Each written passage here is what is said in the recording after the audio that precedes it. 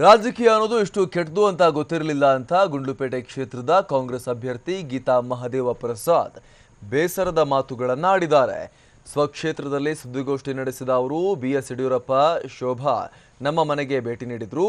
ಮನೆಗೆ ಭೇಟಿ ನೀಡಿದಾಗ ನೀನು ಅವಿರೋಧವಾಗಿ ಆಯ್ಕೆಯಾಗಬೇಕು ಅಂತ ಹೇಳಿದ್ರು ಯಡಿಯೂರಪ್ಪ ಅಂತ ಗೀತಾ ಹೇಳಿದ್ದಾರೆ. ಜೊತೆಗೆ ನನ್ನ ತಲೆ ಮೇಲೆ ಕೈ ಇಟ್ಟು ನೀನು ನನ್ನ ಮಗಳ ಸಮಾನ, ನಿನ್ನನ್ನು ಅವಿರೋಧವಾಗಿ ಆಯ್ಕೆ ಮಾಡ್ತೀವಿ ಅಂತ ಯಡಿಯೂರಪ್ಪ ಹೇಳಿದ್ರು.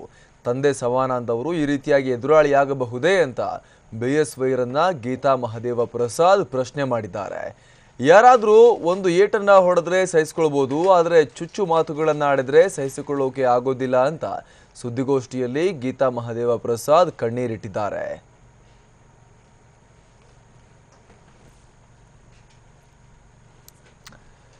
ಬನ್ನಿ ಸುದ್ದಿಗೋಷ್ಠಿಯಲ್ಲಿ ಗೀತಾ ಮಹದೇವ ಪ್ರಸಾದ್ ಹಾಗಾದ್ರೆ ಏನು ಹೇಳಿದ್ದಾರೆ ಅಂತ ನೋಡ್ಕೊಂಡ್ ಬರೋಣ.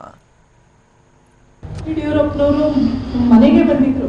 ಅವರು ಶೋಭಾ ಅವರಿಬ್ರು ಬಂದು, ಇಲ್ಲಮ್ಮ ತುಂಬ ಒಳ್ಳೆ ಮನುಷ್ಯ ಮಹದೇವ ಪ್ರಸಾದ್, ನಾನು ಈಗ ನೋಡ್ತಿಲ್ಲ ಅವ್ರನ್ನ, ಎಲ್ಲೋ ಒಂದು ಕಡೆ ಅವರು ನಮ್ಮ ಸಂಬಂಧಿಕರು ಆಗಬೇಕು, ದೂರದ ಸಂಬಂಧಿಕರು ಆಗಬೇಕು, ನೀನೇನು ಯೋಚನೆ ಮಾಡಬೇಡ, ನೀನೇ ನಿಲ್ಲಬೇಕು, ನಾ ಯುನಾನಿಮಸ್ ಆಗಿ ನೀನು ಲೆಕ್ಕ ಆಗೋದು ನೋಡ್ತೀನಿ ಅಂತೆಲ್ಲ ಮಾತು ಕೊಟ್ಮೇಲೆ ಈ ಥರ ಈ ಊರಿಗೆ ಬಂದವರು ಈಗ ಮಾಡೋದು, ಒಬ್ಬ ತಂದೆ ಸ್ಥಾನದಲ್ಲಿ ನಿಂತ್ಕೊಂಡವರು ನಿನ್ನಗೆ ಈಗ ಮಾಡೋದವರು, ನೀವು ಹೇಳಿ ಅವ್ರನ್ನ ನನ್ನ ತಂದೆ ಸ್ಥಾನದಲ್ಲೇ ನಿಲ್ಸಿದ್ದೀನಿ, ಅವ್ರನ್ನ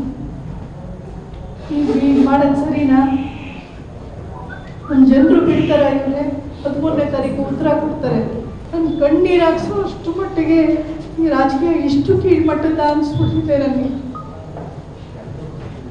ಯಾವತ್ತೂ ನೋಡಿ ಸಮರಕ್ಕಿಳಿದಾಗ ಸಮರಕ್ಕೆ ಸಂಬಂಧಪಟ್ಟದ್ದು ಮಾತಾಡಬೇಕೆ ವಿನಃ ವೈಯಕ್ತಿಕ ವಿಷಯಕ್ಕೆ ಹೋಗಬಾರ್ದು.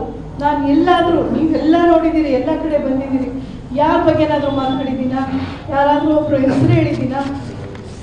ಅದು ಅವರ ಹಿನ್ನೆಲೆ ತೋರಿಸುತ್ತೆ, ನಮ್ಮ ಹಿನ್ನೆಲೆ ಏನು ಅಂತ ಅದನ್ನು ತೋರಿಸುತ್ತೆ.